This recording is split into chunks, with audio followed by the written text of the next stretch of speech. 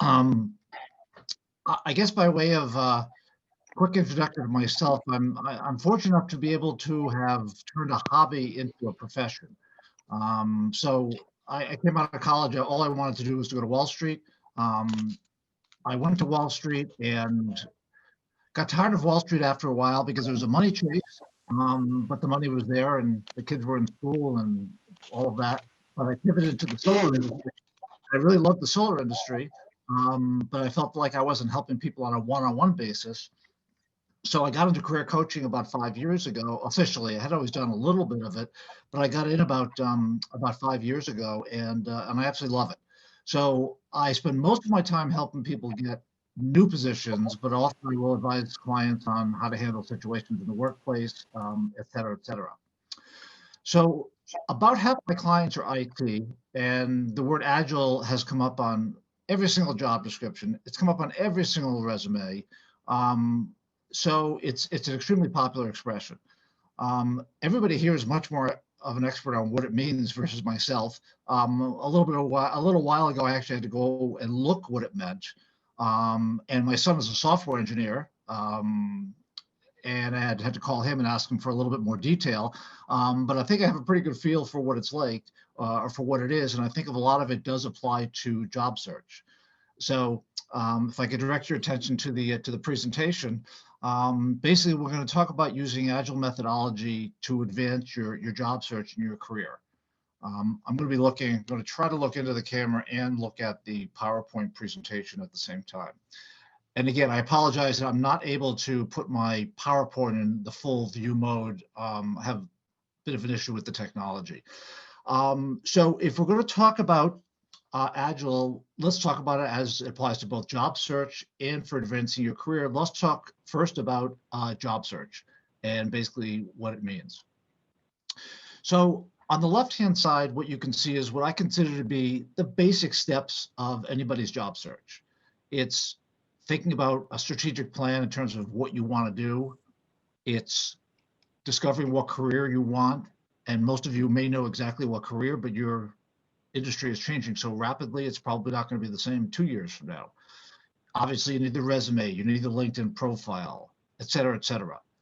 Well, the Agile methodology, as I understand it, is breaking down the processes into different pieces. It's having self-organizing groups. It's obviously coming up with solutions. It's taking solutions to market very, very quickly, coming back, retooling, coming back, adapting, working cross-functionally with different teams and how different teams interact with each other. And it's all about speed and making incremental changes. So to me, the job search is really not that radically different. So every Agile methodology bullet point that I have here on the right-hand side could apply to any of these procedures or methodologies on the job search side. So we'll talk about a strategic plan. So if you don't put together a strategic plan in job search, I'm going to show you what happens on the next page. But in terms of a job search, well, how do you break it down into its different component pieces? So if you're going to have a plan, what are the different pieces of the plan? How do you interact, or who do you basically get you to help you with each one of these pieces of the plan? So how do you work cross-functionally? How do you make sure that each one of these pieces of the plan fit together? How do you make sure that if one piece of the plan goes awry, you can easily make an adjustment? So we're going to get more into this, but I do believe that every Agile methodology bullet point here can be applied to every single one of the job search methodologies. So let's get a little bit more into that. So let's talk about the non-Agile way of doing things in terms of job search, which is what 99% of people do when they are looking for a new position. So what will they do? They'll create a general resume. They will apply for jobs online, either on the company's website or through LinkedIn, Indeed, Monster, or whatever the platform happens to be. Sometimes maybe you'll network with contacts, or the job seeker will network with contacts.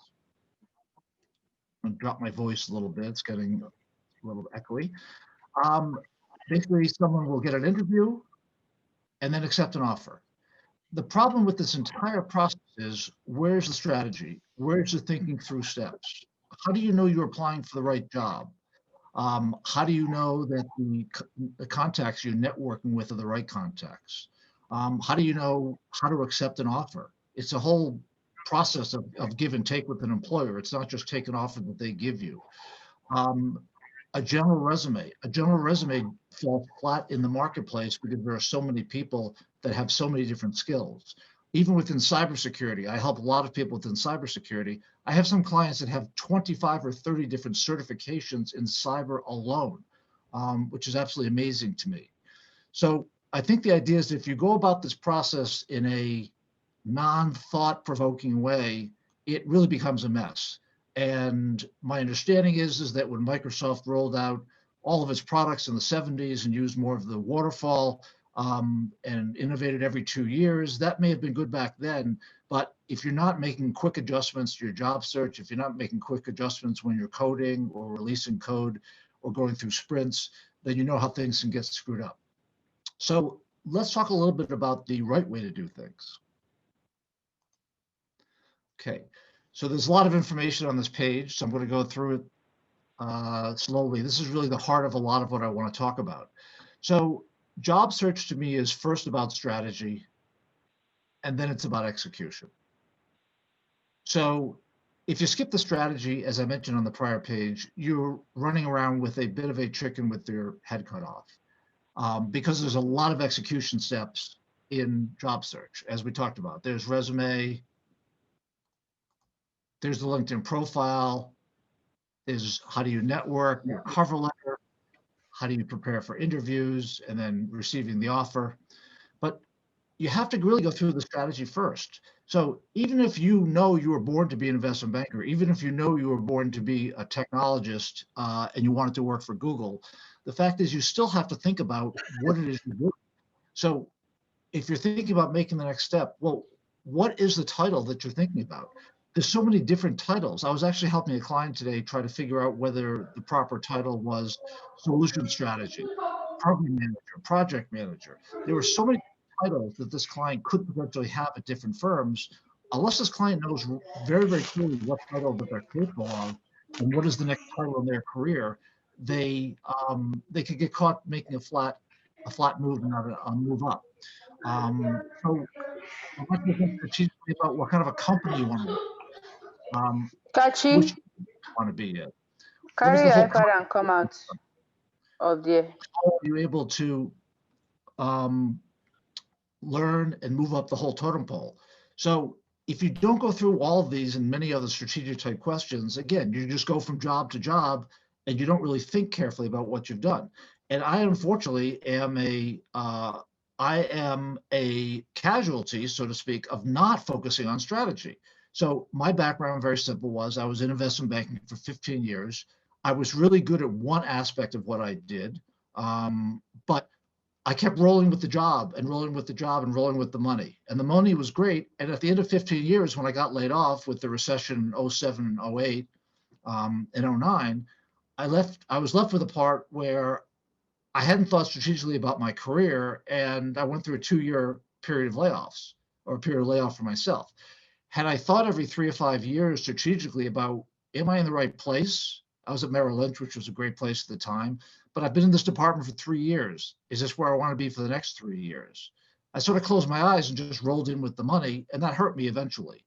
So really thinking strategically about your career is just so incredibly important. And when you skip the strategy, as I mentioned, things just go completely haywire. And each portion of the strategy, as we'll talk about in a few minutes, each portion of the strategy, you can get feedback from people cross-functionally. You can get feedback from the marketplace and change things around. You may think you want to be in Google, but you know what? Google's not the right place for everybody. It's got its own individual, or pick any other large tech company, it's got its own individual style and culture. So before everyone just tries to get into Google, you may want to find out whether it's the right culture for you. And there's ways to figure that out very, very quickly. And then to the extent Google is the right place for you, great. To the extent it's not, then you can find out what are the other best places for you. So really encourage everyone to think as strategically as possible. If you don't, the whole job search becomes a very frustrating, very, very time consuming and very inefficient process.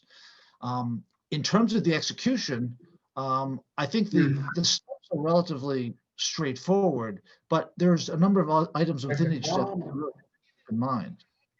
So I know many of you may not be in the United States, but I think that what I'm talking about here is relatively universal when it comes to. Clear ఉండాలి ఏం చేయాలి దాన్ని బట్టి So when it comes to resume, most people probably are aware right now that a human being is not going to look at your resume when you first submit it to a job board. An HR okay, with artificial intelligence me is number going to వచ్చాక చెప్పండి. So if you're going to submit a resume to a company and it has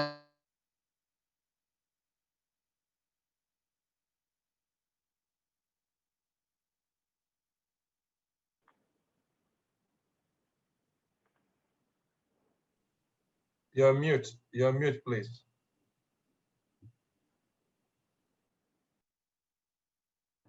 Hi, Mike. Can you unmute your mic on your end, please? Hello, Michael. You're mute. That's what happens. Wow.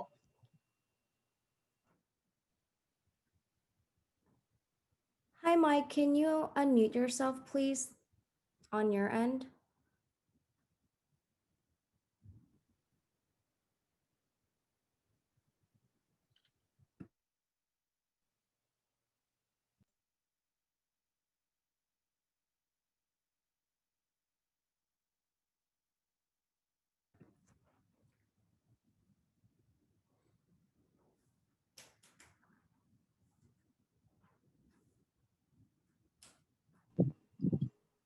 Hello, Michael. You're mute.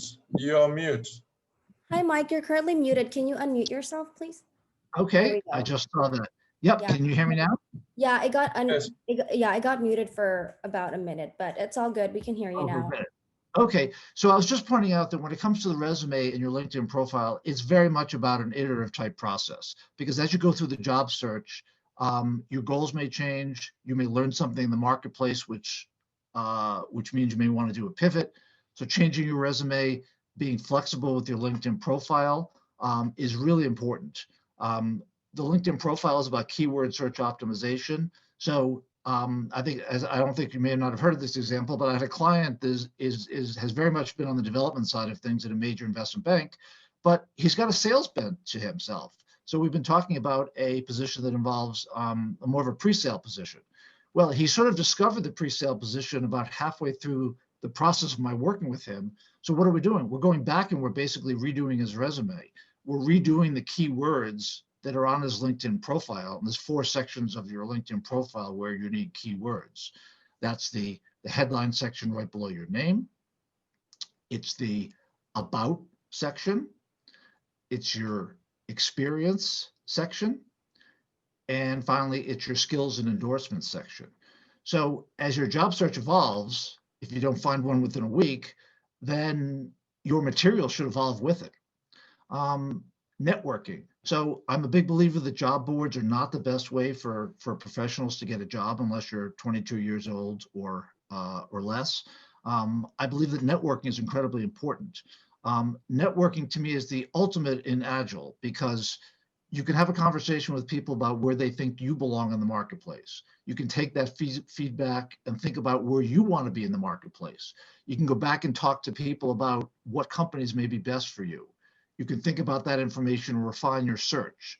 You can go back out and talk to people about, well, what kind of compensation can I expect?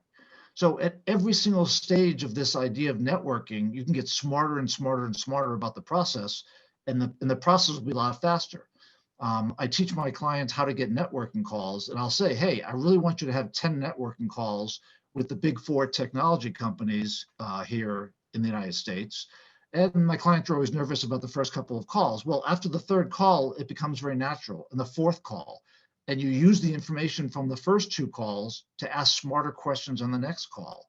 By the time you have 10 calls, this client, we happen to have put together a strategy where I wanted them to have 10 calls to learn a whole bunch of information. By the time the client went through 5 calls, they had so much more information. By the time they went through 7 calls, by the time they went through 10 calls. So this whole iterative process of learning more and more and more on how you can satisfy your goals is so important. I don't care if your goals are money, I don't care if it's work-life balance, the size of the company you're looking for. All of this information is available to you via networking and via LinkedIn. We're not going to talk about the actual mechanics of that, but it absolutely is available. Interview preparation. I mean, talk about the most iterative process probably on earth. So the interview process is probably the silliest process on earth. Technical questions that you all will be asked, those are, I think, very, very reasonable. The other questions about tell me about yourself, your greatest strength of your weakness, strength or weakness, tell me about a time you had a conflict with your boss. These are all stupid questions because they can always be rehearsed. And many companies are moving much more towards the case study method.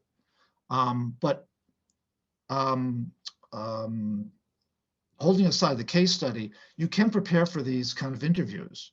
And it's very interesting that when I have a session with clients over 3 hours, 1 hour over, say, a week, 3 times, the first time they start answering interview questions, they're incredibly rough. Sometimes a client will answer an interview question for 5 minutes when they should be at 2 minutes. I'll give them some feedback. Then they'll come back and instead of 5 minutes, they'll be down to 4 minutes. Well, at the end of those 3 1-hour sessions at the end of the week, I have them down to 2 minutes. They're giving a concrete example and they're explaining why they're the right person for the job. So you have to take the advice of somebody who's trying to help you in terms of really nailing down your interview strategy and the idea about constantly getting feedback and using other people to help you, whether you use a career coach, whether you use a friend, whatever it is. The idea about working in a team environment, working cross-functionally, that just comes into play so much in this whole job search process. Even receiving the offer. So when you receive the offer, great, celebrate, buy the kids a gift, buy your career coach a gift if you have a career coach, buy a Ferrari. Most important thing is buy your career coach a Ferrari. None of my clients have done that yet, but that's sort of at the end of receiving the offer, but you have to make sure the offer is the right offer. And there's a lot of negotiation. A lot of people think that the offer process is they throw out a number, you maybe throw out a different number, but the whole question becomes who throws out the number first? Well, the answer is they should always throw out the number. You should never throw out a number because you're basically bidding against yourself. And then when they throw out a number first, how do you respond? You don't just want to take the offer. You don't want to bid something or bid back a number that's $100,000 higher. So there's a dance that you can go through if you want to maximize your compensation or the form of compensation, whether it be stock options or stock grants or base compensation. So this idea about there's a dance going on, and really this whole process is a dance. The resume is a dance, the LinkedIn profile and networking is a dance. This whole dance of trying to get you to the right position is completely iterative, and having a plan is so important. Workforce plans. You all set up workforce plans and you put timeframes associated with different plans. Sometimes those plans are shorter, sometimes they're longer. Many times you have to make adjustments. Well, that's really the same thing. So along this axis here, I simply represent that some of these activities will take weeks, some of them may take months, and then what you think may take months may take weeks or vice versa. So the idea that you have a plan, but you're constantly flexible in terms of updating your plan is just so important. So let's use maybe a couple of examples here. So in terms of overall planning, strategy could easily take 0 to 3 months. The resume, at least 2 weeks. LinkedIn profile, at least 2+ weeks. The question becomes, what can you do serially or what can you do in parallel? Well, strategy, resume, and LinkedIn profile should really kind of be done in that order. But your LinkedIn profile and your cover letters you can work on in a parallel fashion. Networking and interview preparation, you can work on in a parallel fashion. So you can become much more efficient in terms of knowing what steps to take and what steps you can do that are parallel with each other. Okay, this is a really ugly graph, so I decided to do bright red to keep everybody awake. So basically on the strategic side, as we started talking about, am I really thinking about the right title? Am I thinking about the compensation, the company size? How about geography? Am I going to be able to have a remote job? As I say to my clients, don't take a job if you don't like where the home company is. So in the United States, Minnesota happens to be a cold place. Many of my clients are in New York City, which is cold, but it's not as cold as Minnesota. So I said to my clients, well, if the company's based in Minnesota, Minneapolis, one of the coldest places in the United States, if they tell you you can do a job remotely and the company's based in Minneapolis, Minnesota, something tells me they may want you in Minneapolis 6 months or a year from now after COVID's over. So I say to my clients, I'm not sure I would take a job. If you don't like cold weather, I'm not sure I would take a job in Minneapolis, even though they may promise you may be able to work remotely. So you got to think about, well, 6 months or a year from now when COVID's over, what is that job really going to look like? Is this a job a means to an end? I have so many clients call me up and say, Mike, this is the job that I want. I know that they're never going to get that job because they're trying to jump 3 or 4 levels and they just don't have the right skill set for it. And frankly, I'm honest with them and tell them that. And I'll compare them to other clients that have more certifications, have different skill sets. Well, sometimes you want to take a job that may be a means to an end, not necessarily the job that you want at that point in time. So thinking about a job that will get you to the next job, rather than just trying to maximize the money in front of you, that's something to really think about. Player versus coach, so incredibly important in the Agile process and where you are. It's so important in the job search process also. And then you have the whole reputation issue about your manager and the company and the CTO's reputation. So I really encourage everyone to think through all of these different issues as best as possible. So we got some more color here. So let's just talk about sort of iteration during the strategy phase. So really want people to think about whatever variable it is. So let's think maybe target job titles. I have a client right now, we're not really sure what job title the clients would be most applicable for. The clients has cybersecurity experience. The client has a lot of cloud experience. The client's been at a, well, I can say where the client is because I'm not going to give the name of the client. But this client's basically Goldman Sachs doing technology. And my client wants to pivot to one of the technology companies, either very large tech like the Googles or maybe a much smaller company. So we're trying to figure out, well, what job title is best for this client if he moves to a Google or if he moves to a much smaller company. So basically I said to him, let's get you out networking. I want you to speak to somebody at Amazon. I want you to speak to somebody at Google. I want you to speak to somebody at a mid-sized company. And then I want you to speak to somebody at a private equity, PE, or venture capital firm, VC. Because when you speak to somebody at each one of these firms, you're going to learn so much about what the target title is, not just necessarily at these companies, but what the industry thinks your target title should be. You may have your own opinion as to what your title should be, but before I do a job search, I would want to know what the market thinks about my chances in my job title. So I basically had my client go out and have about 10 conversations with people in these 4 different areas. And what we did was we narrowed down the list of titles to about 2 or 3.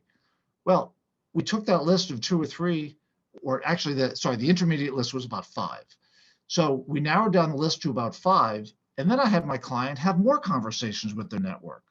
So they went to ABC Company, I'm making up names, DEF, GHI, XYZ.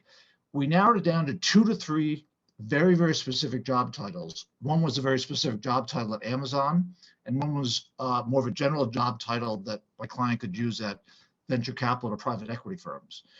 But now my client started off with 10 possible titles in his head, and now he knows 2 to 3 job titles that he's going after. Makes it much easier to talk to people about what kind of a job he wants, makes it much easier to see if a job is the appropriate level. So this whole idea, again, the dance, you call it Agile, I call it a dance. The dance back and forth with the marketplace where you're constantly learning information to narrow down your list of types of companies, narrow down your list of titles, or narrow down the list of everything. It's a dance that you can do. You can get these kind of conversations and you can constantly make adjustments. I use Agile in my own business when it comes to fee structures. The fee structure I had 6 months ago is not the fee structure I have now. I've been getting more popular, thank God. I still don't have the Ferrari, so I'm still looking for someone to buy me one. But my fee structure is not the same. So I'm constantly making adjustments to my business model, and my services change. I noticed that some of my clients want more services versus fewer services. constantly making these adjustments. Okay, so let's talk about your resume for a second and how we can use Agile for your resume. So the resume is really a combination of format and it's a function of content. I almost guarantee that 99% of the people on the call have resumes where you have 10 or 15 bullets under one of your jobs. You describe what you did and you're very proud of the technology that you used. 99% of all of the tech resumes I see for clients basically have that style. Well, the problem is that that's not the best format to use. So if you don't show that form of a resume to somebody else and get their feedback, make changes, show it to somebody else and get their feedback. And it could be someone in the target company you want to work for. It could be a career coach like myself, but let me just explain why. So number one, if you have 10 bullet points in a row, no one's going to read them. Recruiters tell me they read 3 bullet points. That's it. The 3 items of content, or at least 2 of the 3 items that I will guarantee that 99% of this population does not do a good job with, is number 1, documenting your business results, and number 2, talking about how you manage stakeholders. So virtually every resume I see, clients talk about the technology they've used. And I've seen so many different technology names that I have no idea what they are. But technology for technology's sake, that's not what you're being hired for. You're being hired for a business purpose. Everybody in an organization, I don't care whether you're in finance, marketing, I don't care what role you have, your job is to fulfill the business goals of the institution. So you have to show from a technology point of view, what were the business results? If you can be as concrete as I helped grow the revenue, I helped save costs, I helped the number of man or woman hours in terms of reducing the amount of work required through automation and AI and ML and natural language processing, that's fantastic. But even if you can't quote specific metrics, at least you have to talk about what departments you helped and how you helped them do their job better. So go back and take a look at your resume. If you're not talking about tangible business results, you're just showing off your technology skills, and that's not why you get hired. Unless you're 22, because that's all they would expect you to have. Stakeholder management. I rarely see technology clients where they talk about how they work with their senior management, how they work with vendors. Well, they may mention they have done work with vendors, but how did you manage the vendors? How did you work with people that are stakeholders within your business? How do you manage your own team? Do you do any continuing education? Do you hire them? So this idea that you want to show that you can work with the entire organization is just so incredibly important. My guess is most of you have a reference to maybe that you hire people, and maybe many of you have a reference to the fact that you work with different departments to understand what their needs are and satisfy them from a technical point of view. But are you getting really specific? So the idea to show that you are a people person as much as you can, and you can manage stakeholders internally or externally is just so important. And then of course you have the technical proficiency, which virtually all of my technical clients will nail on a resume. So the whole idea is that if you're not showing your bullets to somebody, if you're not getting a third-party opinion and redoing your bullets, having someone take a look at it, then you're not really capturing the best of you. When I work on a resume with a client, we go through 4 iterations. First, we have a conversation, we go through 4 iterations. Every single iteration, we're improving the language. Every single iteration, we're building in new business results. I'm cleaning up grammar. I'm thinking about really active verbs to use. I'm thinking about how we can better show the soft skills or the stakeholder management skills of my client. I mean, that's the perfect example. And each time we do this, it gets faster and faster because my client will understand what I'm looking for them in terms of providing me with information. So if you talk about a process of getting a resume done quickly, if you talk about a process of breaking it out into its individual steps of showing business results and stakeholder management and technology, it's a direct analogy, I think, at least in my mind. From a format point of view, let's break it down. You have to understand that you have to get through the HR artificial intelligence systems. You have to understand that a recruiter has 12 to 15 seconds to look at your resume. And if you can't communicate your value add in 12 to 15 seconds, they won't read your resume. The whole idea is to basically control your image. So there's ways through content. I'll share two very simple ways through the content of your resume on how you can start to control the image of the reader. Number one, at the top of the resume, you can have 5 to 10 words, which I'll call a headline, which describes what type of a professional you are. And then underneath that, you can have 2 or 3 bullet points to show what success you've had in the past, which makes you the best person for the next job. And I'll show you an example of that. So the idea basically is in a very quick period of time, somebody can read 3 bullet points and a tagline. The whole point is to control your image. So as you go through the resume, you're constantly controlling your image and you're constantly building your image to show that you're the right person for the job. Okay. So this is a little hard to read, but I just want to just give you more of a tangible feel of what I just mentioned in terms of the resume. So the top of the resume, we want to make sure you have all your basic information. My guess is 3/4 of you may not have your LinkedIn profile address. That's important. I mentioned there's a tagline here, 5 to 10 words. With this client, we used senior architect development lead, bulge brackets, sell and buy side experience. Those are financial concepts. And then you can see we have 3 bullet points underneath here. And I know you can't read the bullet points, but you can see black. The black is everything that I blocked out that represents hard, concrete, tangible, measurable results on how this professional helped Goldman Sachs, if it was Goldman Sachs, earn revenue. I also mentioned that a lot of people just have 10 or 15 bullet points in a row. Well, guess what? You could organize those bullet points in a much, much more streamlined fashion. So what we did was we picked different themes. So we picked idea generation and we showed how the client generated new ideas. We picked workflow plan and how the client actually created workflow plans and thought about strategy. We picked another bullet point of execution and we show how my client basically executed on the different positions. So this is a way to sort of chop up your resume into these different pieces and make sure that it flows really nicely.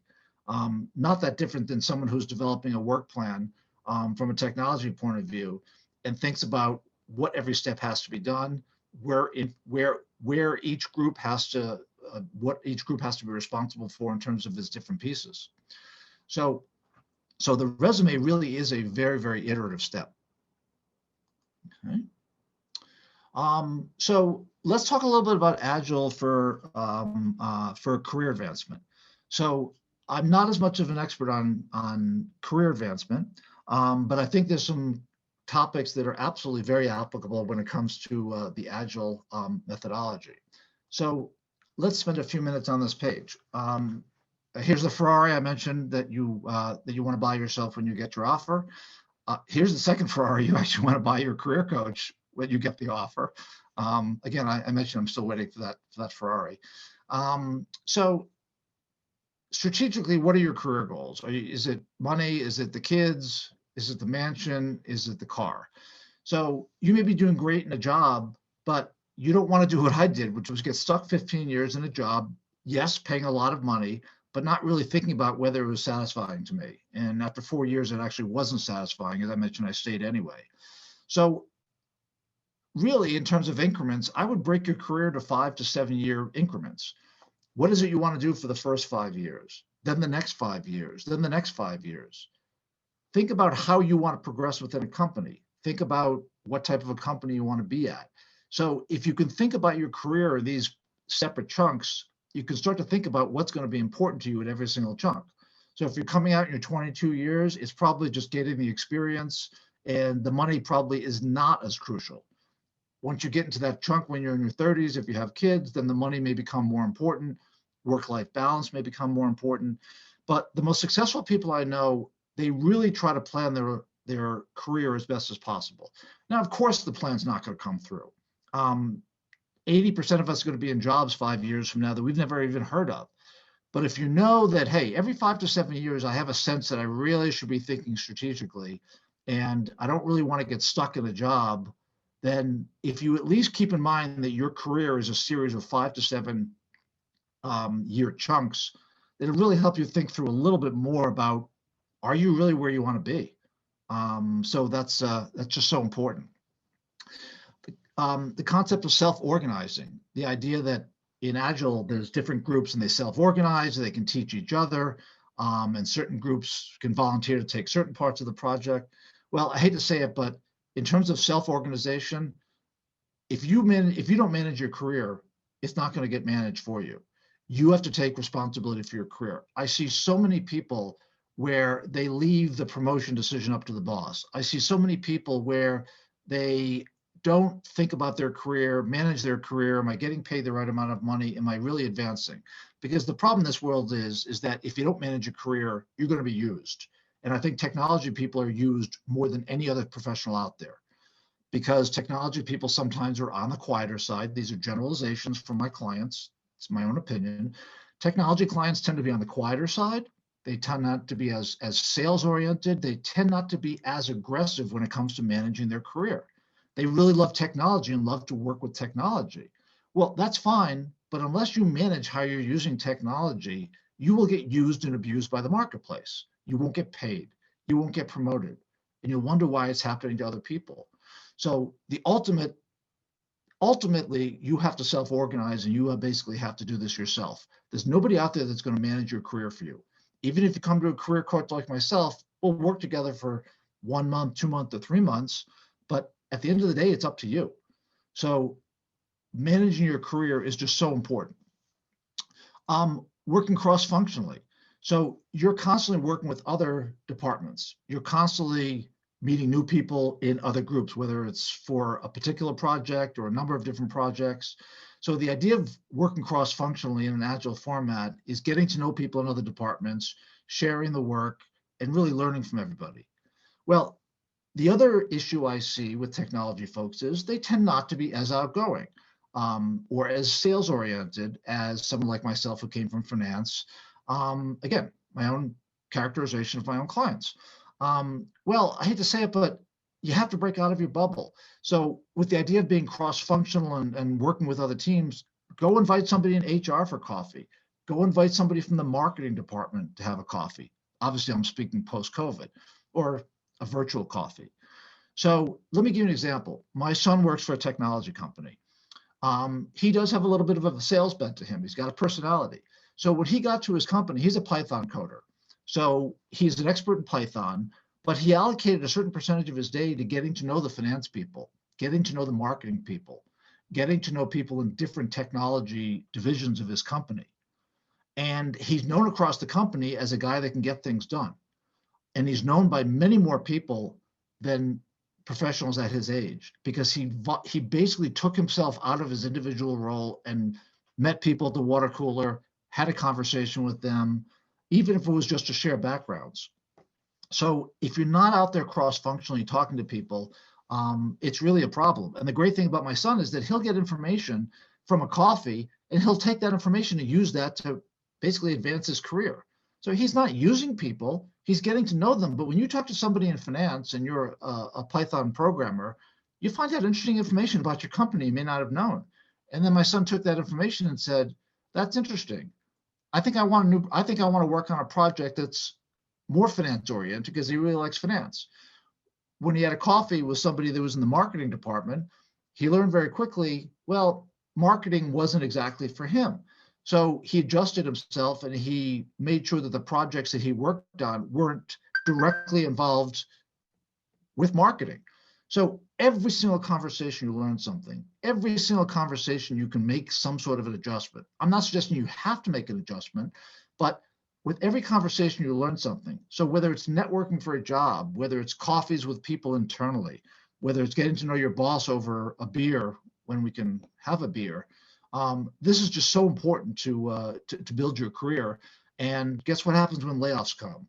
The person who's most plugged in to a variety of different departments, and where a variety of different departments can go to bat to say, let's not fire Bill, that's going to give you much more job security.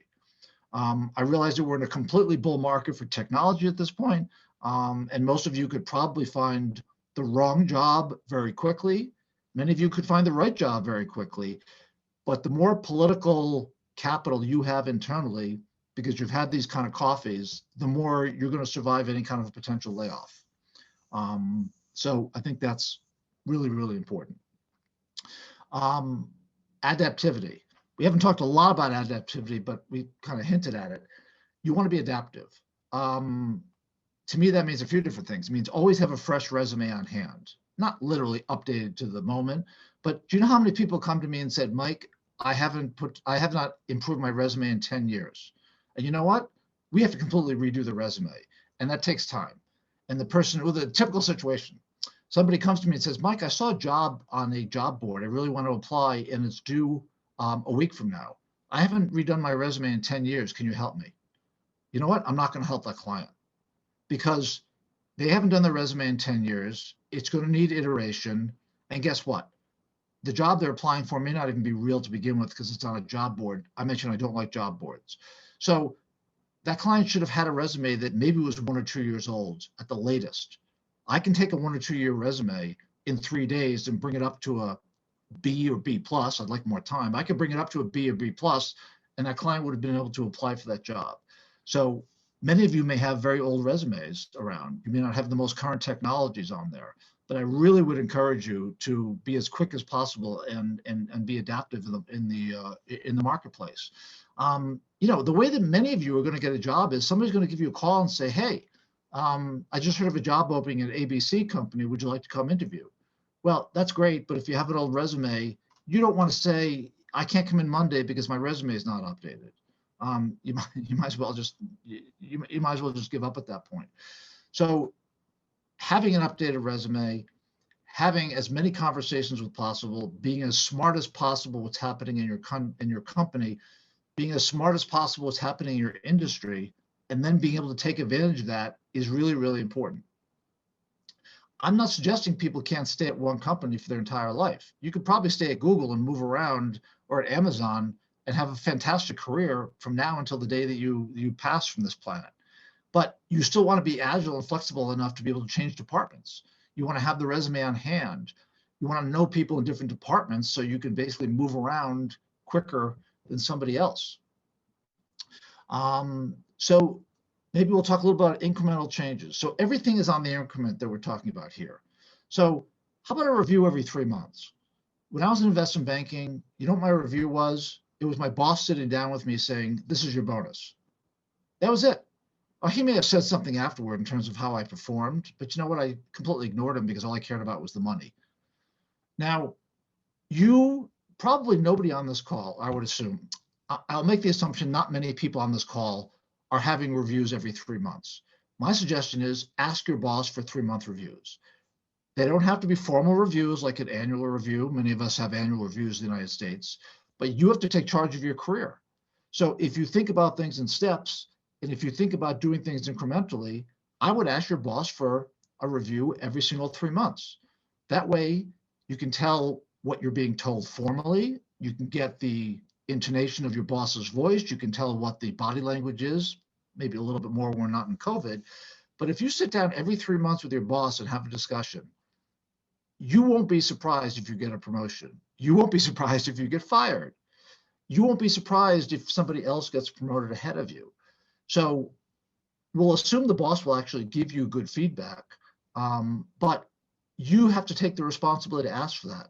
The boss doesn't want to do that. That's extra work. But if you can communicate to your boss that you don't want a formal feedback more than once a year, but you really like to sit down for 45 minutes to an hour once every 3 months and talk about how am I doing? How is my work production? All the basic questions you want to ask in terms of your skills. Do I have any gaps that you see? If you're not taking charge of your career, then nobody else is going to. So the idea that you ask for feedback is just so incredibly important. So, you know, whether this is looking for a job, whether this is managing your career, everything is in stages. And you always want to make these adjustments. I'm not saying hop from firm to firm to firm, but I am saying think about where you are. Always think about where you are in terms of this process, and always want to be in a position where you can take advantage of an opportunity, either internally or externally. I think the main point is you basically want to go from the point where you're an agile puppy, and you get to the point where you're a lion. You want to get to the point where you're roaring.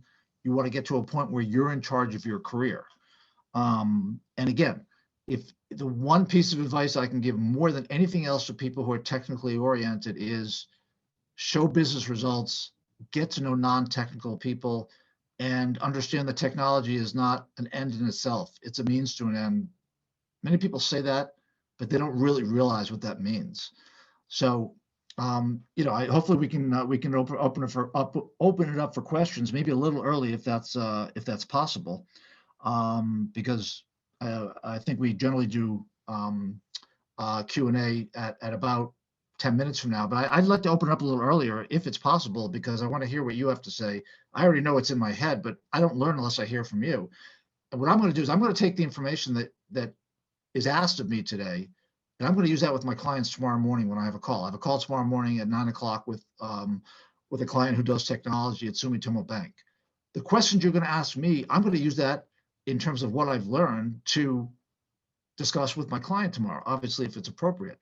So is it possible to open up for questions? Or I can look in the chat bar, but how would you like to do this?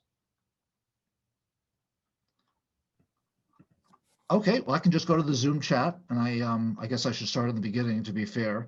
Okay, so I'm just checking through some of the Zoom chat items now, just to see if there's any questions. I know there's some logistical items, so I'm just going through those. Okay.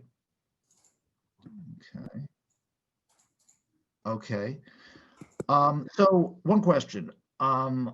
I've been trying to hold back, but there is no such thing as resume AI, ATS, or application tracking system.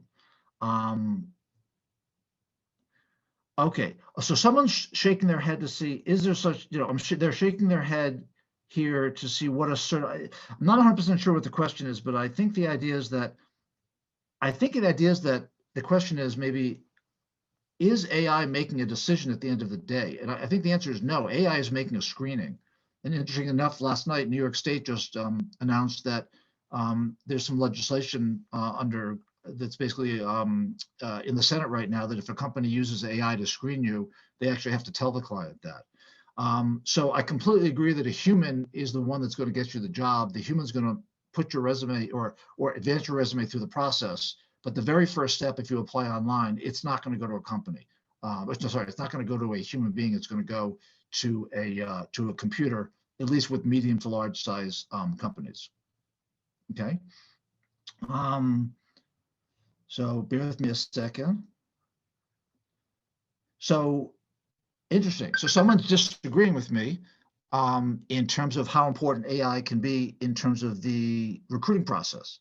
So I don't disagree that AI can be used as part of the recruiting process. I think that I would just rather bypass a job board in the recruiting process to get to a hiring manager. In other words, from the company's point of view, using AI to identify the right candidates, whether it be how they look into the camera, whether it be what their posture is like, whether it be whether they've changed their resume around.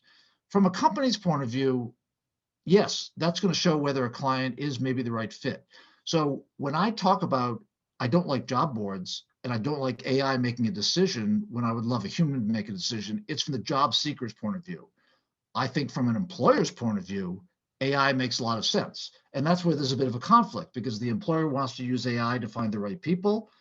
In my mind, you should figure out whether you're the right person to begin with by doing all the networking, and then you should leapfrog the HR systems and network into the company and get your resume to the appropriate person. So there's use of technology everywhere. It depends on what side of the table you're on. I'm on the table of the job seeker. That's the side I'm on. Okay. Okay, I'm just looking through some of the questions. Okay. So somebody asked, how many sessions does it take to prepare the resume and be ready for interviews? So let's talk the resume. So in preparing a resume, what I like to do is I like to have an hour conversation with the client. I actually like to collect 3 job descriptions for illustrative positions that they're interested in. And then during that hour conversation, we talk about resume format. We talk about resume content. We talk about the job titles. How different are they? How similar are they? Most importantly, what are the skills that the job descriptions are pointing to? Then I produce a version of a resume and we go back and forth 4 times. So in my mind, to do a really good resume with a resume writer is a good 1.5 to 2 week process. You can do everything yourself, like I just said. You could take 3 job descriptions, throw them into wordclouds.com or any other kind of a word counter. You can figure out your own keywords and do your resume yourself. But yeah, I think you should allow at least a couple of weeks for a resume. Now, interview preparation, there's 99% of people don't interview well because it's a fake and an artificial process. However, as we talked about, you need the preparation. So what I do with clients is I generally do 3 1-hour sessions. And I think the first session is a huge amount of incremental benefit, then a little bit less for each one, but you round out the questions. So if you're a halfway decent interviewer and you spend 3 hours with a coach, great.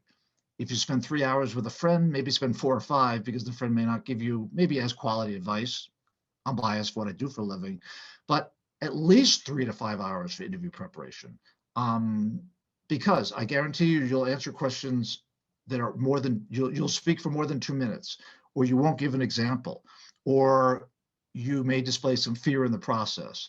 So 3 to 5 hours of interview preparation is absolutely essential to get your story down and to make sure that you're doing the research on the company, the research on the job, the research on the people you're going to be speaking with.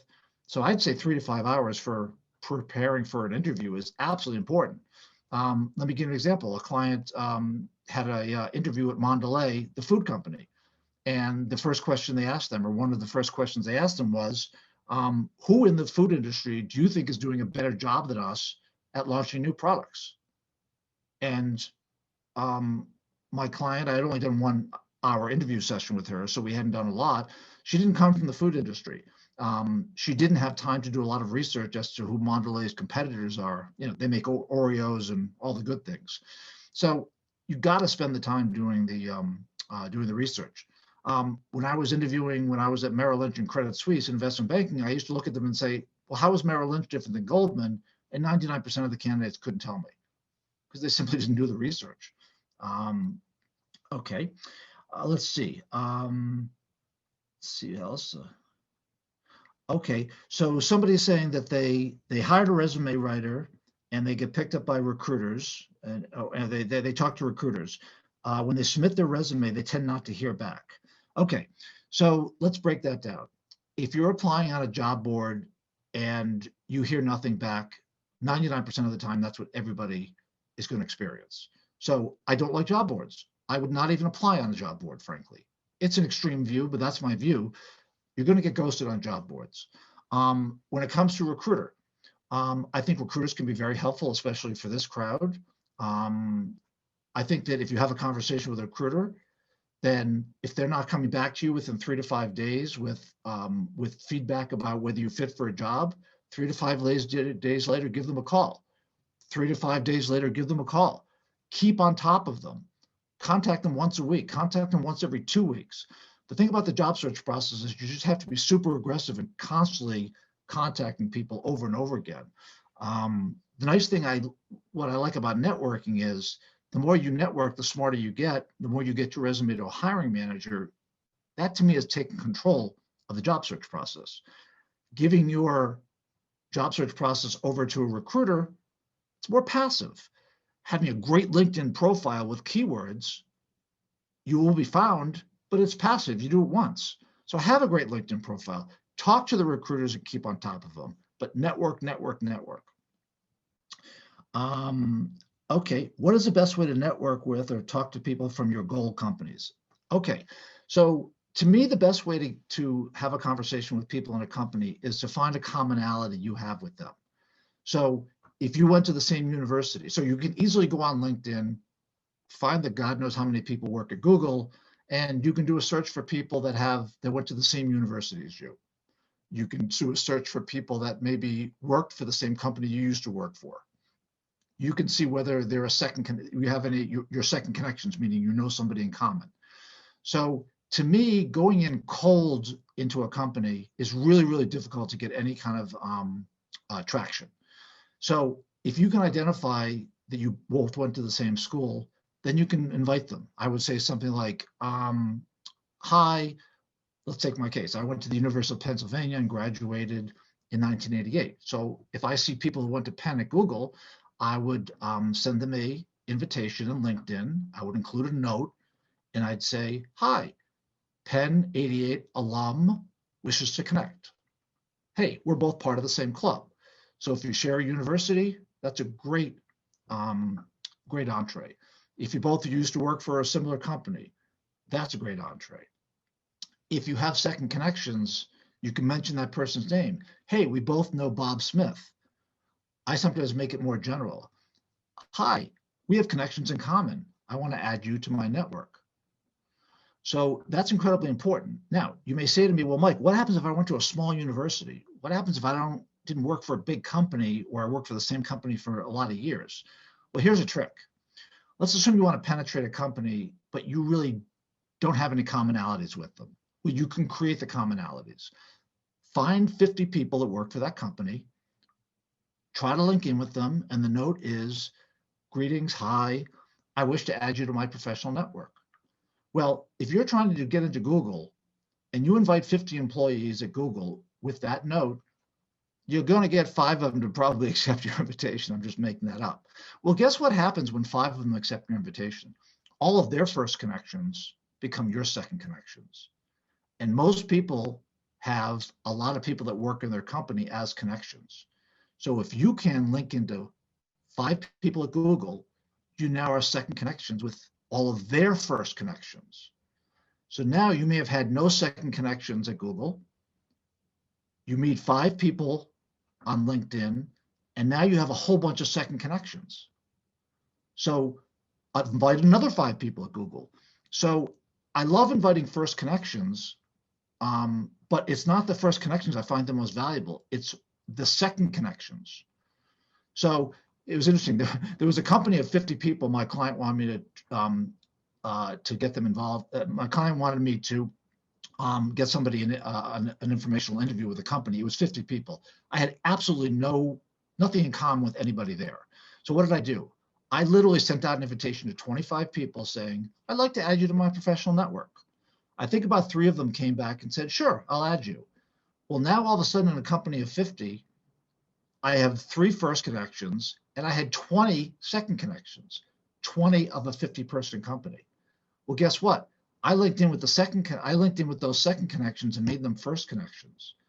After about a week, I had 90% of the company as a first or second connection. And then I went back and I basically asked a whole bunch of key individuals to have a conversation with my client. So even if you have no commonalities with people, it becomes a little bit more of a volume game. Don't just send out one invitation. But here are some statistics I can give you. If you have a commonality like a university or a second connection, or you both worked for the same employer in a former life, if I send out 100 invitations to people that I have this connection with, I will get, and these are my client statistics also, if you send out 100 invitations, about 20 to 30 will connect with you. And if you go back and ask for a career conversation, I'll even give you the wording after I get done with this. So if you ask for a career conversation, you should get 3 to 5 people that offer you a phone call. So that's 100 invitations, 20 to 30 people connect, and 3 to 5 people will offer you a phone call. Now that is really powerful. So when someone connects with you, I would basically say something like, you don't want to say, hey, Bob, would you get me a job at your company? The person will never respond. But if you say, hi, Bob, or hi, Carol, we both went to the University of Pennsylvania. I'm thinking about making a career shift. Can you provide me with 15 minutes of advice? So that message is carefully constructed because I'm using the person's name. I'm reminding them of our connection. I'm being honest. Hey, I want to have a career discussion because, I want to make a career pivot, and I ask for 15 minutes of their time. And of course, nobody gives you 15 minutes. They give you a half hour. So how to penetrate a company is really start with all of your commonalities. And if that doesn't work, just start inviting people left and right and just simply say you want to add them to your network. And you'll pretty much have many, many people in that company as a second connection. Okay. Cover letter. Oh, so folks are asking about a cover letter. Okay. Cover letters are a pain in the ass. They're absolutely a pain in the ass, and they're stupid. But they're used in the industry depending upon where you are. So the biggest mistake people make in a cover letter, they go over a page. You can't go over a page. If a recruiter has 12 to 15 seconds to look at a resume, they have even less to look at a cover letter. So I break a cover letter down into its component pieces, just like Agile. So number one, 3/4 of a page at most. So what do? The first paragraph, I basically let them know what job you're applying for and let them know that basically that you have the skills to do the job because of your professional and your personal experience. The next paragraph, I'll tell them something about the company, which is not necessarily that easy to figure out, or I'll do a Google search about the company. So the second paragraph is, I'm really impressed with your company because of X, Y, and Z, and that information you got to dig a little bit for. Then if you know something about the department, you can mention why it's such a fantastic department. They may have won an award, or they may have done X, Y, or Z. So first thing you're doing is you're saying to the person reading it, I've researched you. I understand who you are. And then you can do a couple paragraphs about yourself. But you want to pick out those experiences that are directly applicable to the job. And 2 paragraphs about why you fit that job, 3 sentences, maybe 4 sentences per paragraph. That's it. And then the last one, thank you very much. If you need any other information, please email me. So the cover letter, you're selling yourself. You're picking your experiences which are directly relevant for the job. You're keeping it short and you're keeping it sweet. And I have clients that want to do a page cover letter, 1.5 pages. And sometimes I say it's not going to work. And they say to me, I want to do it anyway. It doesn't work. People just don't read them. Oh, this is an interesting question. Do I have any success metrics on the circular open to work indicator on the LinkedIn profile? Okay, so just to explain. So if you are looking for work, you can put open to work as a border around your picture on your LinkedIn profile. Now, I've read a lot of research that's very conflicting about whether you should do this or not. So the question becomes, do you want to advertise in a very clear way that you're open to work? I hate that. I think it's horrendous. I think if you're 22 years of age, yes, it's okay to do that. I think if you're a professional in the marketplace, what you're doing is you're showing desperation. I'm very opinionated. You can obviously tell. I think a lot of career coaches I've spoken with will agree that it appears like desperation.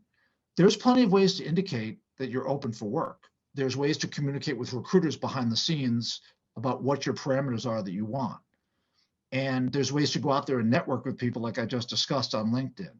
So to throw up you're open for work, hoping that someone sees it, I don't think it speaks well of you.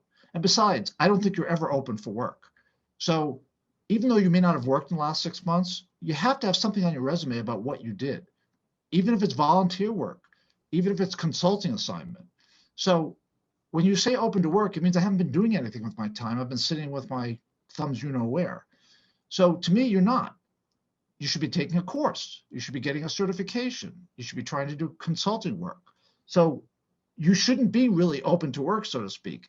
You really want to represent yourself as being a very valuable employee, and you want to think the company is stealing you away from somebody else. I'm not saying be disingenuous. I'm simply saying that companies want to feel like they're taking you away. Companies want to feel like they're getting an edge. So if you put the open to work, to me, it looks like desperation. Again, I'm sure many career coaches would disagree. Okay. I do not have any success metrics on whether it works or not. I haven't seen LinkedIn publish any statistics, so I can't answer about that. Oh, a question about employment gaps. Will employment gaps have a an adverse impact on getting an interview, and how do you explain an employment gap? Okay, so employment gaps come for a variety of reasons. Are you a mother or father that took off 10 years of your life to care for your kids? That's one gap. Another gap is 2 years ago, you had a 6-month gap looking for jobs, or you could have a gap right now. So gaps are not great to have. People want to see you have continuous employment, but gaps are not the worst thing in the world. So if it's a gap from 10 years ago, I wouldn't worry about it. If it is a gap over the last 5 years, then I think you want to have honest dates on your resume. There's reasons why you want to have very honest dates on your resume, because resumes are starting to be used as quasi-legal documents.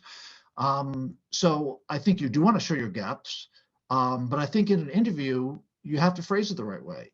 So let's assume you got laid off from your job or fired from your job. I would be a little bit of a marketer. So Mike, why'd you leave IBM in 2015? Bob, that's a great question. You know what? I don't feel that IBM was really giving me what I needed. I wanted to really advance in my position. I really wanted to learn more about natural language processing and how it applied to the Weather Channel. They own the Weather Channel. I left IBM because it really wasn't the best place for me. And it took me 6 months to figure out exactly what I wanted to do. And I landed at this great company. I never said I got laid off. I never said I got fired. I simply said I left the company because it wasn't the best for me. Of course it wasn't the best for you. They're not paying you anything. You got laid off. So there's some word games you could use. And different people want to be aggressive in their words and different people don't want to be. But again, with gaps, I think you have to have them on the resume. And I think you can talk through the gaps on, if it was time taking care of your kids, you say that. The kids, if you spend 10 years taking care of your kids, I would argue that that's not really a gap, because you may have done volunteer work, or you may have done consulting, or you may have done other activities. So that should be on your resume, that during that 10-year period that that if you were doing volunteer activity, you should put that on.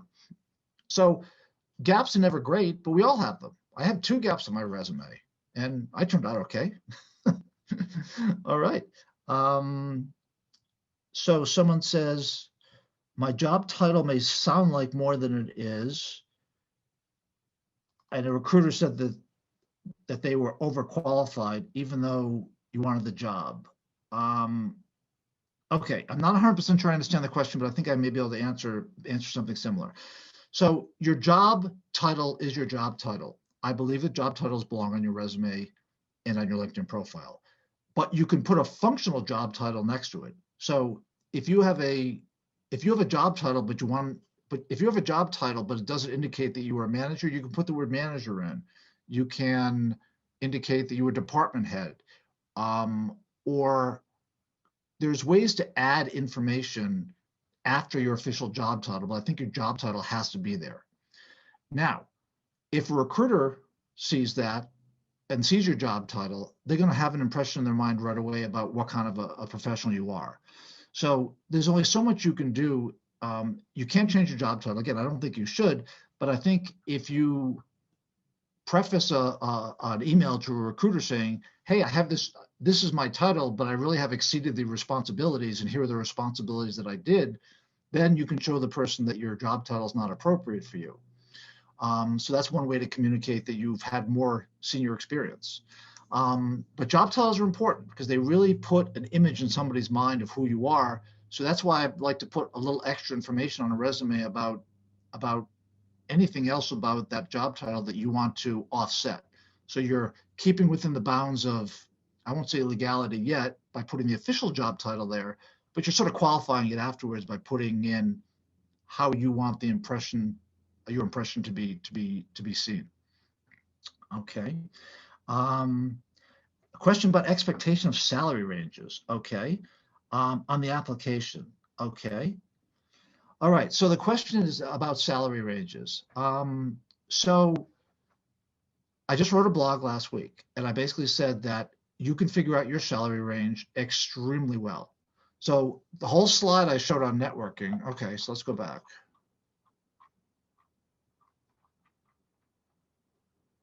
So the question is, what should you do in terms of putting down compensation on a job application? Okay. Well, if you have to, you have to. If it's a job application and they're asking you, I think you probably should put it down. So if it's an official application and they're asking you, I probably would put down a range, if you're able to put down a range. So not in verbal conversations. If somebody makes you a job offer and has never asked about compensation, let them throw out a number first.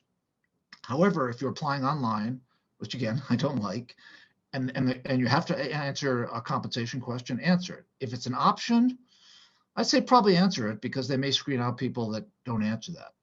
So the question becomes, what do you put down? Well, the first thing I'd ask myself is, what am I worth in the marketplace? Well, great, let's go back to our graph. What am I worth in the marketplace? Let me have conversations with people at 5 different companies and ask them what kind of a range I can expect in the marketplace. Let me take that information and hone down a range, go back to 5 more people and ask them what I can expect for compensation and what form of compensation is in the marketplace. So iterate through networking to figure out what your value is. You'll get a range within $10 or $20,000. So now let's assume you know you're worth $250 to $260. Now the question becomes, what do you put in the job application? Now at least you're starting off from a position of strength because you know what you should be paid or you're valued. So what should you put down on paper? There's no rule. 10 to 25% more than what you think you're worth. Again, I don't do a lot of work with clients on job boards, but if you know your range is 250 to 260, I'd put something slightly above that. Not crazy above that. I had a client that put in a 300 figure in this example. A client put in a 300, but the job wasn't paying more than 250, and they just discounted them because the number was so high. So if you start off with information and knowledge, bump it up a little bit, and that should get you hopefully through the door. If you're in an interview and you're asked on the spot. Okay, so if you're in an interview and you're asked about compensation, number one, what kind of an interview is it? If you're being interviewed with a third-party recruiter and they're asking you, you have to tell them. Because if you don't tell them, they're not going to put you in front of their client because it's an unknown. And recruiters don't like unknowns. So recruiter conversation is one thing. Now, if you're speaking to a business person, or if you're speaking to a technology person or an HR person, and they say, Mike, what do you expect for compensation? I would say, Bob, that's a great question. I've done a lot of research and I know what my market value is. So what I'm expecting is to be paid within the context of the marketplace. Period. End of story. She who throws out a number first loses. I answer the question by saying, I know what I'm worth. I've done the research and I need to be offered market. Let them make the first move. Never throw out the number. So basically, don't answer the question or answer it in a smarter way. Okay. Okay. All right. Okay. So we talked about identifying, if you're not using job boards, again, using networking to find out where the best jobs are. Overqualified and underqualified. So there's a question that sort of implies, will companies, if you're overqualified, will you get hired? Or if you're underqualified, will you get hired? This is a really tough question. If you're underqualified, could you get hired? I think the answer is yes. If you're overqualified, are you going to get hired? The answer is probably no. Companies don't like to hire overqualified people because they think you're going to leave because they're not paying you enough money, or you're going to leave to get a better title. So companies generally don't like to hire overqualified people. Now, if it's an underqualified person and they think that you can really step up and do the job because you have a fantastic background, then you have companies that will take a risk on you. Absolutely. If you're underqualified and every other applicant is qualified, then you probably don't have a chance. So a lot of this is just really dependent. A Google's not going to hire you if you're overqualified or underqualified as a general rule. A small startup, would they hire somebody underqualified to grow into the role if they're really growing quickly? Yeah. Maybe a startup would hire an overqualified person because they're so desperate to get a project done in 6 months, and they figure, hey, maybe you'll hang around for 6 months. So, the funny thing about the world I live in with job search and advice is there are no real answers. There's no empirical evidence about this. This is all a question of perception, packaging you up, doing the research, and making the smartest decisions. So I think the bottom line is try to apply for jobs you're qualified for. Overqualified, I think, is hard. Underqualified, you got to have a real good reason why you're qualified for that job. Okay. If people have questions, please put them in. Okay, so there's a question on the slide titled Agile Keywords. What is listed below interviewing? Okay, hold on.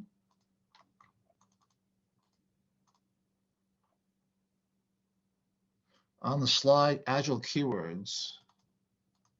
Oh, Agile Keywords. Okay, on the slide, Agile Keywords, what is listed below interviewing? Oh, salary negotiation in the job search. Oh, that's salary negotiation. So we talked a little bit, well, we just talked about salary. That's an extremely important part of the process. Again, never throw out the question first, never throw out the number first, and make sure they throw out a number first and then go through a dance back and forth. But again, always know your value in the marketplace. Okay.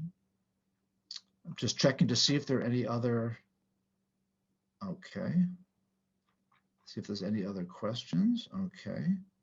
How many years of experience should you have on your resume? Oh, that's a great question. So I work with a lot with people my age. I'm 54.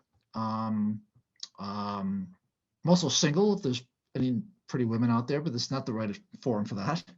How many years do you go back? So, you know, it's a funny question. It's a great question. How many years do you go back in a resume? Well, number one, I would devote resume geography, in other words, bullets, to jobs over the last 10 years. If a job is more than 10 years ago and you're in technology, if you're going to devote bullet points to a job more than 10 years ago, you have to have a really good reason, because frankly, people only care about the last 5 years. Would I have the name of the company on the resume? Absolutely. So I think the question is multi-part. You should have the most geography for the most recent jobs. I would actually list it. I think it also depends on your age. If you're concerned you may look old or older, then I wouldn't necessarily have the jobs from 20 or 30 years ago. But if you don't mind looking your age, then I think you can put all the jobs, just don't put a lot of geography for jobs more than 10 years ago. So, you know, which brings up the general question of, can I hide my age? Should I include my picture on my LinkedIn profile? You know, there's a lot of schools of thought and conflicting schools of thought. I generally believe that most people look their age, even though they don't think they do. I can't tell you how many clients get on the phone with me and say, Mike, I'm 60, but I look 40. And I'm laughing to myself, you know.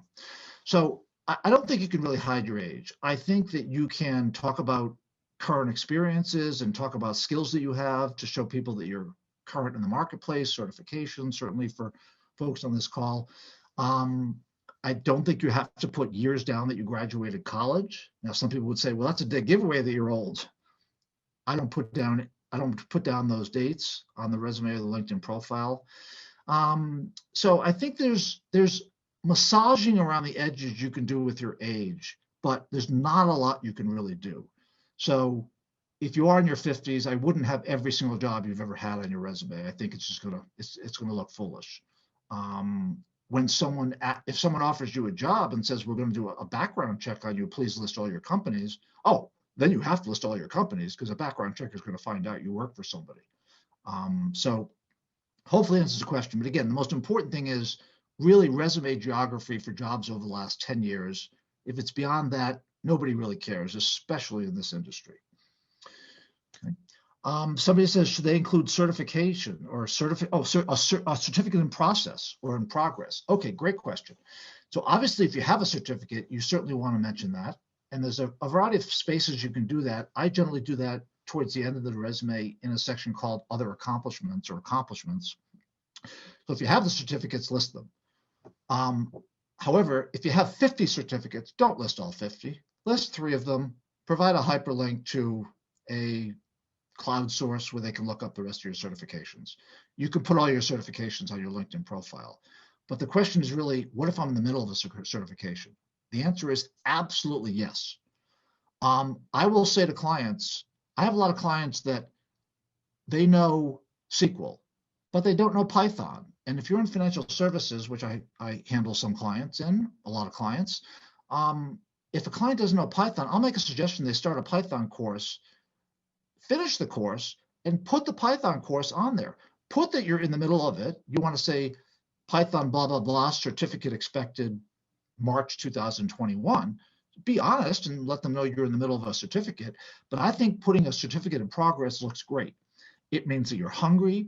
It shows that you're looking for education. It shows that you care about your career.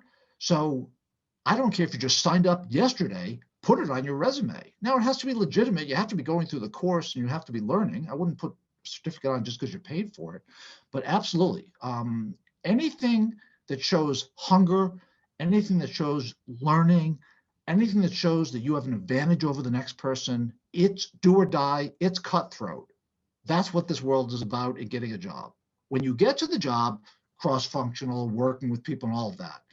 When it's getting a job, any advantage that you have is going to help. Any advice if you're over 60 and companies want to hire younger people? Okay.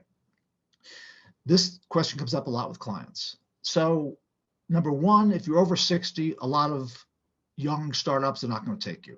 Matter of fact, most of them aren't going to take you. Now, when startups eventually get to a point where they realize they need maybe more experience, they may hire you. So first and foremost, if you're over 60, I would think, what are the types of companies that might hire me and may not hire me? Larger companies, probably yes, because they probably have folks that are over the age of 30.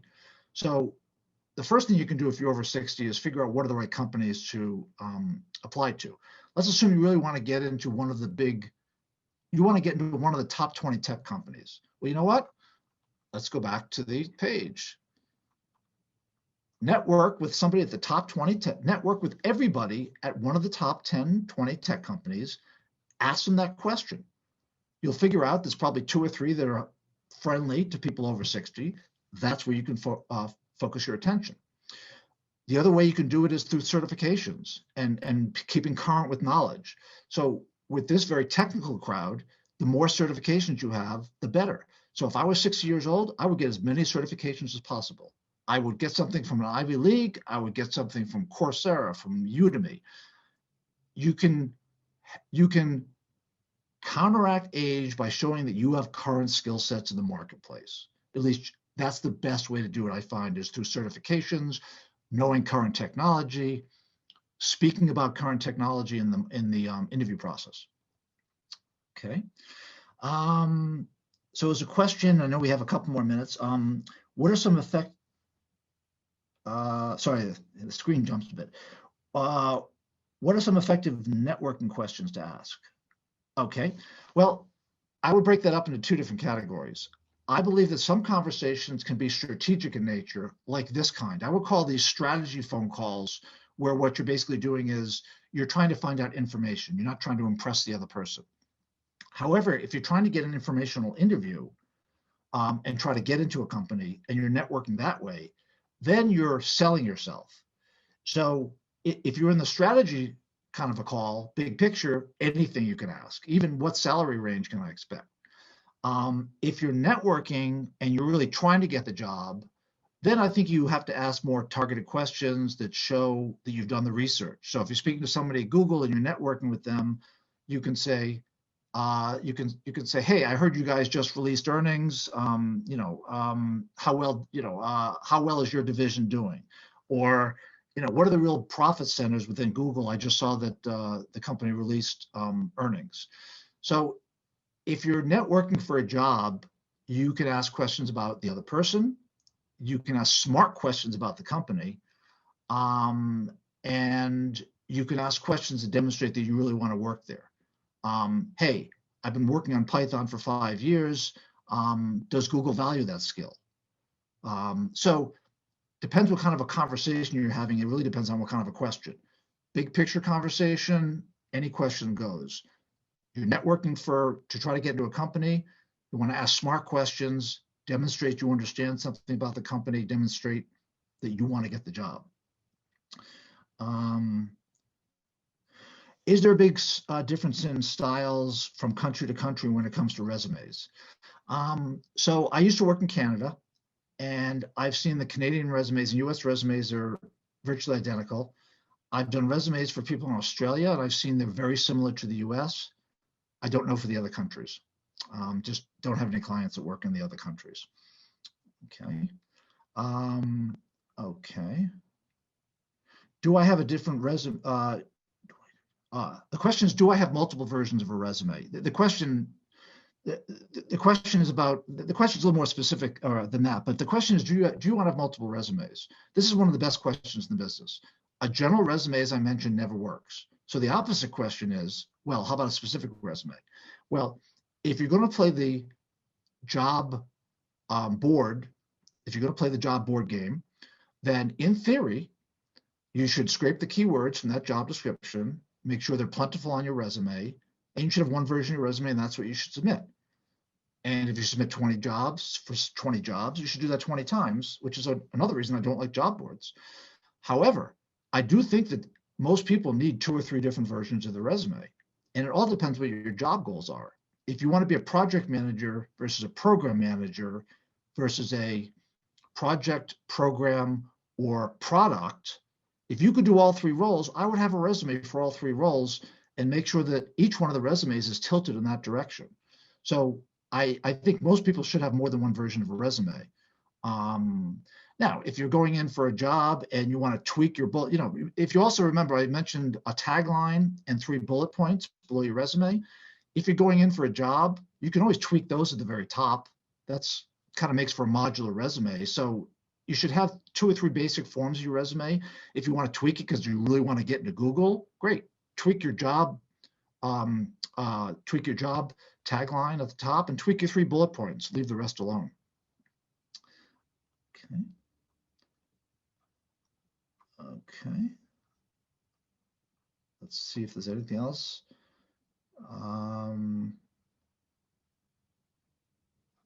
Oh, someone mentioned they're a stay-at-home parent. Again, if you've done volunteer work, if you've done work at your children's school, anything you want to show something that you're keeping your brain active, something like that. Okay. All right, I know we're pretty much at the hour-and-a-half point. I think we probably should wrap it up here. I don't know if there's one other question. If somebody wants to, I know there's questions about whether there'll be a recording and all of that, but I think we can wrap it up. So hopefully this has been helpful. Hopefully I've communicated the fact that this is a bit by bit, process by process kind of approach.